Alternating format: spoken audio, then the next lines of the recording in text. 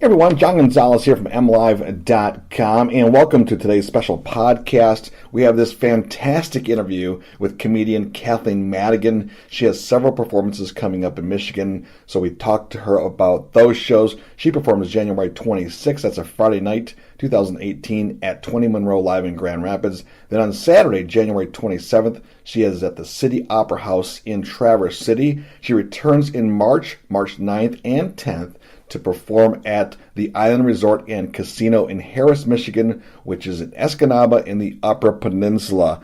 Make sure to listen to this whole podcast because she is a lot of fun. First of all, we had trouble setting up the recording, and we had to go through a bunch of hoops. Our producer even asked her to give her official name, which was pretty funny. But it gets a little scrambled, a little crazy there. Joining me on the podcast is my good friend Jessica Shepard, who also works for MLive.com. And we talk a lot about different topics, including Michigan, what she loves about the state, and why she loves the Detroit Metro Airport. Yeah, no kidding on that one. She also talks about her trip to the Upper Peninsula at the Island Resort and Casino, why she's looking forward to that. We talk football, Tom Brady.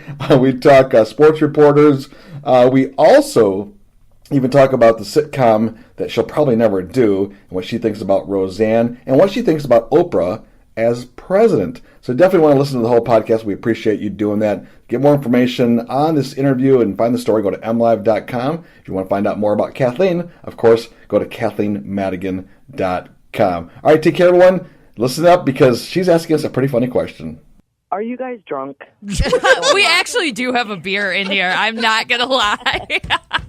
Well, you open it. We thought about the boxed wine, but we thought that was just too much, too much Kathleen. Well, wine in the morning is a little harsh. When I see people flying, on planes or in the Delta Lounge or whatever, and they're doing red wine right out of the gate, I'm like, wow, man, you're my idol. I can't. No. It's got to start with a Bloody Mary or a beer, but red wine in the morning? Ugh. It makes for a long day, right? Yeah. I mean, you got to stick with that then all day. No. You can never let that buzz go away, right? No, you can't. You're going to have a horrible headache. Yeah. Yeah, no, I'm with you on that. So we're recording now fine. So anyway, thank you very much. I know that you have a busy schedule, so we'll get to it. Grand Rapids is second home to you, right? You've been here many times. I have been there many, many times, yeah. And the festival that they have there now is totally awesome. All of Michigan. I mean, Traverse City, I'm going there too, and I've been there a bunch. I like it up there. I love Detroit. I'm just a big Michigan fan. Kalamazoo, for that matter, too. And Ann Arbor. There used to be a little club. Well, it's probably still there. I don't know. But I used to work a little club there, too. And you're brave because you're coming in the winter. You'll come to Michigan in the winter, so good for you. Yeah, I don't mind. Plus, people like to go see comedy when it's crappy outside. It's much more of an indoor sport. Music is for the summer. We're for the winter. We're the happy clowns for sad clown time when it's gross outside. That's good. That's a good point. I never thought about that. Definitely, I mean, it's booked that way because my parents will look at my schedule and go, why in the hell would you go to Boston in February? I'm like, because people want to go inside. They have nothing to do. I'm not going to go there in August when they all want to be outside. Right. Well, you will be here, as you said, in Grand Rapids. The show is coming up January 26th in Grand Rapids, and then you'll be in Traverse City on the next day. I think you come to a casino too, don't you? Later in March or something like that? Yeah, so. March. I'm going to Harris, Michigan. I've never been there. I don't think I've been there. I live here, so. Yeah, it's really, really. I looked on it when they said it to me. I'm like, what? I know every casino in America, so I looked it up and stuff. It looks real. I don't know. I could be setting myself up for my own death. Maybe it's a trick. I don't know to lure me. We have a lot of casinos. I'm sure there's one there. Kathleen, I've actually been to that casino. You will be amazed. It's actually a real casino. They're not setting up for anything, and they've brought in millions of acts. A lot of rising stars on their way up, and some established stars, and then of course a lot of comedians over the years. The interesting thing about that place, they book you for 2 nights. Oh, yeah, I know, which is wonderful because that never happens. Yeah, they love it. They love the entertainers to come up there, and because there's not a lot of entertainment up in the Upper Peninsula. Sometime they figure, why not give every person an opportunity that's up there to see the show. Yeah, and they hooked me up, hopefully, with a non-psycho that's going to take me ice fishing. Oh, So- wow. You're going to get like a real Michigan experience. All right. So if you want ice fishing, we have a buddy that's actually like on the Olympic ice fishing team here in Grand Rapids. So if you want to get a jump start on it, Chaz is his name. Oh, I would have said I have to go. That's the problem because I got to go to Traverse City, so I have to move quickly this time. But Harris, I'm up there for 2 full days. So, well, 3 really. I'll go in the day before. You should have a camera crew with you because that could be a comedy special right there. Well, I'll definitely be Instagramming a lot of it. Well, let's get to your career a little bit. I mean, you have carved this incredible niche for you. Does it surprise you sometimes because it's kind of been a steady build? I mean, you have done the whole circuits. You've gone clubs to bigger theaters. Now you're everywhere, and you have your own Netflix thing. It seems like it's been a steady build, but it also seems like it's probably you're fulfilling your dreams.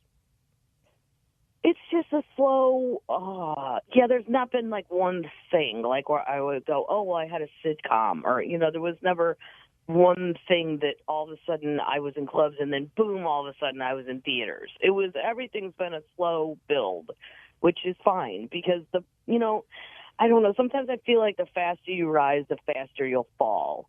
Like I'm 1,000% confident that I've built like a strong foundation with all of this career stuff. So it won't, it's not going to go away overnight. And I mean, there's examples of plenty that have, and I just don't even think that's possible but all the guys that, even the blue collar guys, like the blue collar thing really took it over the top for them. But they, Ron and Bill and Jeff, those guys were headliners when I was an opening act, and they put in their years at the Funny Bones and the Improvs and week-long gigs, and they did all that stuff. So like they're just bulletproof. There's no freaking us out. There's no making us nervous. There's no, the jokes are good. The crowds know who we are. So it's kind of, just a happy little ending. Jerry Simon, Jeff Foxworthy loves to talk about how he got his redneck routine in Detroit because he was performing at a bowling alley that had valet parking. Yeah. So my greatest Detroit was literally, I think it was like a year or 2 ago when Manny, Manny? It was Pacquiao versus what was the big fight? Floyd Mayweather. Right. And then I got off stage in Detroit, and it was late, but the fight still hadn't started, like at 12 o'clock East Coast time. And I'm like, okay, well, there's big bowling alley / bar that the guy who owned the club knew about. So we took a cab over there, and the other comic got out to see if we could get in to get tickets, and came back out and said they're not letting anyone in because the crowd is fighting each other. Oh. I'm like, well, can I bet on that? Maybe I can go in and pick somebody in there since they won't, because the fight, it didn't start till so late. Everybody got drunk and mad, and then the fight started. And I'm like, wow, only in Detroit can I not go see the fight because there actually is a fight. Yeah. But you love the spirit of Detroit because it reminds you of kind of being home, right? It's very much like St. Louis, where I'm from. It's kind of like they had cars, we had beer, which is a very good combination as long as you're not driving the car. But if you want to drink beer and look at cars, it's very, I don't know, just Midwest, a lot of Catholics, a lot of Irish, a lot of Drinky the Clowns, a lot of union worker people. And that's what I grew up with. So it feels very similar and familiar out of the gate without having to do anything, I felt. And it's the world's greatest airport that nobody knows about, really. Nobody ever brags about that Detroit airport. And seriously, it's probably the nicest thing in Detroit. It's wonderful. The nicest thing in Detroit. It is a nice airport. You could go on a date there. I'm not kidding. They have like Longhorn Steakhouse. They have a P.F. Chang's. They have a Westin that's attached. You could literally go on a full-blown date at the airport and not regret it. It's awesome. That actually might be a story idea for us. We write wacky stuff like that, so maybe our next post is about how you can go on a date at the Detroit airport. Yeah, and Jessica, they have live music as soon as you get through security. You could say Kathleen. I'm not kidding. You could say Kathleen Madigan inspired this story. Yes. Everybody I've seen playing there has been awesome. Wow. Yeah. I guess I never really thought about it because you're really going there for a different purpose, but might as well take in the atmosphere, right? Yep, there's a good Irish pub in there, too. I can't think of the name of it. I think Tigin? Madigan, something like that. We will investigate that. Hey, you mentioned Drinky the Clown quite a bit. When did you first start this? I love, by the way, I just love when you say that. It just makes me laugh automatically. When did you start using that term? I don't know. Probably as a teenager with my brothers. I never really thought about it. But, I mean, forever ago. It's a perfect way to describe someone in that situation. Yes. As long it's the nonviolent, just dumb fun drunks. That's what I like. Those are my kind of drunks. Yeah, I love too that your whole routine, what you've built your show on, is just these observations that you make. It's like you're just hanging out with you. You don't seem scripted at all. You just seem like you're just going I am up. not. Yeah, it's very conversational. As Lewis always says, I'm the lady at the end of the bar with a lot of opinions and very little information. But those are the best kind of bar arguments. That's the best kind of bar talk. I love just having a bar argument with other drunks about something that doesn't even matter. Last night it was Tom Brady's hand. Is he faking it, or is there really something wrong with his hand? I believe he just doesn't want to do media, which I could understand if you're one of those guys. You get tired of all that. So maybe I think it's a big fake out. Hey, who wouldn't want to talk to us, though, Kathleen? Come on. Sports reporters are worse. Sports reporters. Only sports. I wouldn't want to talk to them because they ask questions that are just, most of them are quite frankly idiotic. I don't blame. I mean, I still think you should be kind and you should be nice to to everybody, but sometimes I could see how frustrated they get when they ask these questions. Right. That are just, because sports is so limited. There was the game, and then now we're going to talk about the game. Well, we all saw the game. It's not that it's easy to be a sports reporter either, because you have to think of new ways to ask the same question. Yeah, it's not an intellectual situation going on there. Right. So you dropped the pass. Yeah. Yeah. How did it feel when you dropped that pass? Right. That's always the kicker one. Do you have to ask that? I think we all know how that person felt, or when the guy missed the tackle on the Viking guy. You can rub salt in that wound? Yeah, God. Coming up next, what was he really thinking when he missed the tackle? Right. How much longer do you think you can play, Tom? Tom's not going to answer that. That's what I'm sick of, too, the questions where he's not going to answer it, but you're going to ask it anyway. Well, just don't. Right. Don't. Just don't even go there. Well, Tom's just going to tell you. Well, Jim, matter of fact, now that you ask, here's the thing. I'm going to play 2 more. Come on. It's not going to happen. Obviously, we're looking forward to your show, January 26th in Grand Rapids at 20 Monroe Live.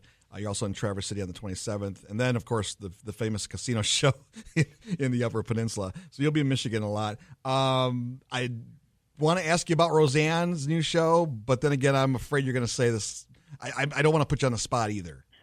Well, I haven't seen. Is it on yet? I haven't not seen it. No. I don't even know if it's on yet. I mean, I don't know. I think I always thought Roseanne was funny as a stand-up and the show, but I just don't know that many reboots that are successful. Yeah, that's the same cast too. Yeah, I know. They all look great. I saw the promo photo. Mm-hmm. I mean, everybody looks great, but I just don't. I don't know about reboots. I mean, can we think of any that work? Well, they do reboots in film all the time, so I guess why not? And while on film, yeah, I don't know about TV. TV. I'm saying like a sitcom that was super duper popular, and then they bring it back. Did they do Friends again? I never watched the real Friends, so I don't know. But no. But Brady Bunch they brought back, but that was Brady Bunch. I don't think anyone's shooting to be Brady Bunch. Look, if the Brady Bunch did it, we should really get on that. But Kathleen, you have kind of pushed away from doing a sitcom, haven't you? Yeah, I have no desire. I would be in a movie if it was just like. Sometimes Lewis is in movies where you just go shoot it for 2 days, and if I could just be myself in the movie, I'm not an actor. But these sitcoms, like Lewis on The Big Bang Theory one time, and he said, "Will you go with me? Because I'll just be bored." I said, "Sure, I'll go." I had no idea what I was getting into. We got there at 4:00, and then his friend Shannon came too. We didn't leave till 11. Within those 7 hours, me and Shannon drank